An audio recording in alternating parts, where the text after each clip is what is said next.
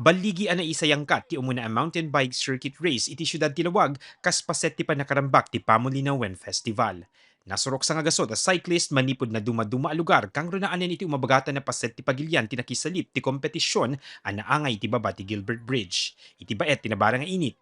Impakita digiti cyclist tila ingdang agpataray ken agmaneho ti bisikleta iti rugged dirt circuit anang subok pay iti stamina ken abilidad da. Sumagmamano kadakwada tinatumba, ngem adumet tinakalepas ti lumba. May sa dituyan ti 15 ti tawen na ni Rodney ang nag-champion ti elimination round. Ano digiti preparation nga insaganan para kidete nga event? Ensayo lang. Ken disiplina. Narigat. Kas ano ti kabayag mo nag-prepare kidete? Mga 3 months. Mayat sir nag-champion na kadete. So maliklam to si kati champion. Naragsak sir. Sa anin nga agdadamon ni Rodney iti kastoy a kompetisyon. Kunana dumaydayo pa isunay iti sa bali a lugar tapnon makipagpartisipar kasi ti Baguio City. Proud na proud met ti ama na iti baligi ti anak na.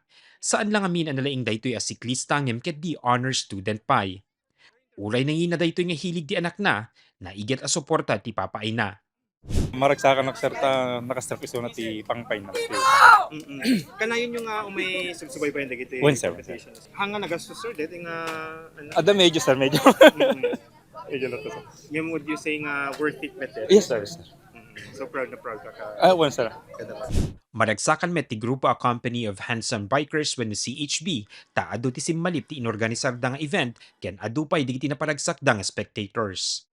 Actually, clamor mitlaeng iti riders detoy nga pasalip. That the racetrack that we have here now is very appropriate for the event.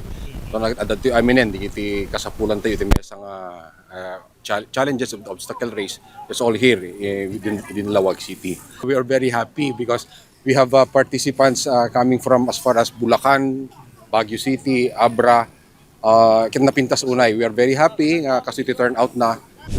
Kunada ati panaglabas ti Panawen, agtultuloy ti panagdakkel ti populasyon ti siklista iti probinsya. Naruay pa yan digiti agtutuboy ti mahilig ka daytoy. Inayon da napintas sa daytoy ti pangibubusan da ti oras da. Napintas dito pakita mi kiti ubing dito ti mahilig-hiligan da. Hangala ka dito ala dati giant dito may paparik nga agas kada early nga panaginom barkada. And dito may nga problema tayo tati youth tayo kada dito panakalulong da ito social media which misinformation primarily.